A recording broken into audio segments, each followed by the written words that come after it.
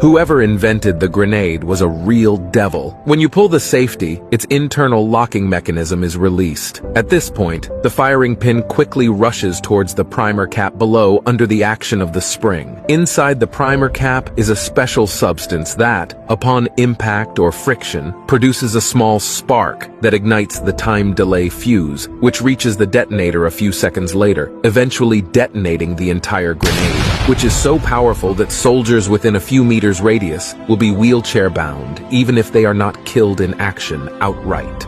The person who invented the chemical mine was even more of a devil. One mine could theoretically poison 500,000 people, and it could be used against not only infantry, but also tanks. The top part is the pressure plate, which triggers the mine if you step on it, and this part is the safety pin, which when removed, puts the mine into combat mode. Its metal mine casing is filled with 10 pounds of VX nerve agent, which can kill with just 10 milligrams. Now, let us cut this mine open and see how it works inside. Its triggering mechanism is very similar to that of a hand grenade. Once the pressure plate is stepped on, the firing pin hits the fuse, which then detonates the explosive, and the explosion causes the agent to splash around, ultimately leading to widespread death.